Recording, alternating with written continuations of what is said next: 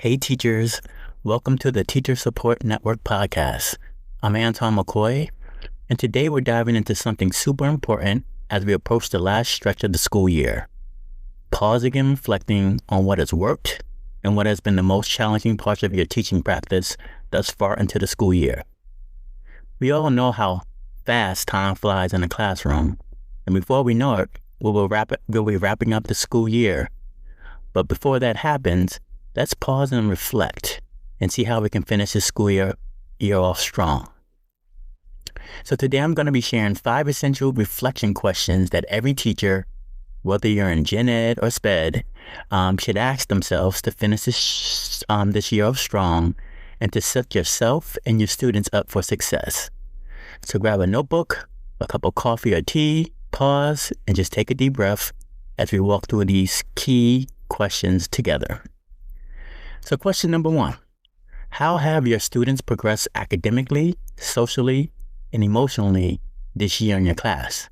This question helps us really celebrate successes of our students and then also recognize where students may still need support. Maybe you've seen incredible growth in a struggling learner in reading, or notice that a student who was once shy is now participating more. And on the flip side, are there students who still need a final push before the summer? So an action step would be to take a few minutes to jot down some notes on individual student progress. And if you notice gaps, what are some small interventions or supports you can put into place before the school year ends? Question number 2, what instructional strategies have been most effective for you thus far in the school year? And how can you keep students engaged through this final stretch? We've all had those lessons that just clicked and others that, just didn't. Now's the time to reflect. What worked? What bombed? And how can you make these last few weeks count? So one action step would be to identify one strategy that's been really successful for you this year and double down on it. Maybe it's something that deals with student choice, or maybe hands-on projects that you might have done, or some collaborative learning activity. Just lean into what's been working more. Or, on the flip side of that, maybe try a new and fresh strategy that will help mix things up and that you can test out to see how it will work with your students. And if it works, maybe it's something you can add to your instructional teaching arsenal at the start of next year. And right now, you're just kind of giving it a try and just kind of feeling it out, since students kind of trust you and they know who you are.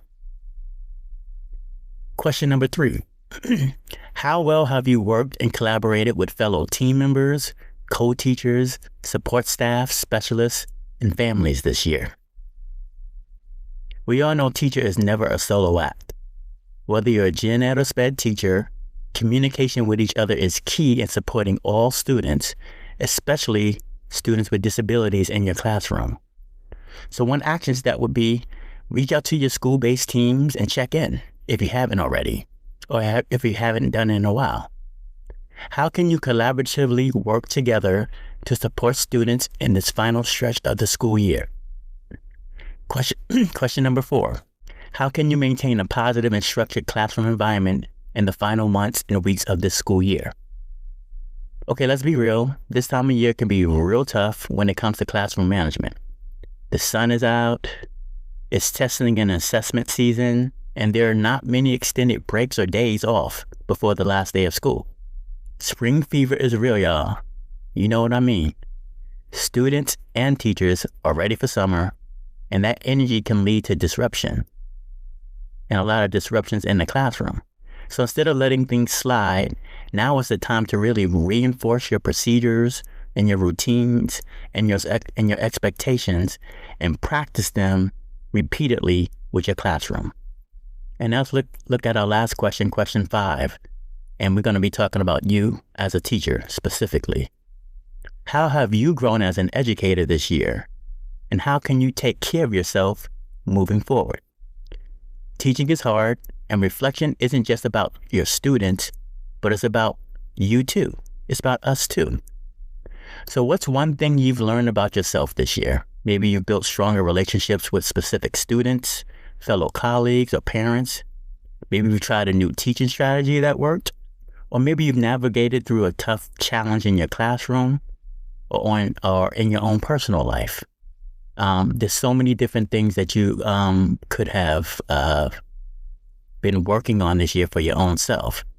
So an action step would be to choose one way to prioritize your well-being these last few months and weeks of the school year, whether that's setting better work-life boundaries, being intentional about a specific self-care practice that works for you, or even planning for professional growth in the summer and getting set for that now, knowing that you can start the school year off stronger with having some new tools in your tool belt.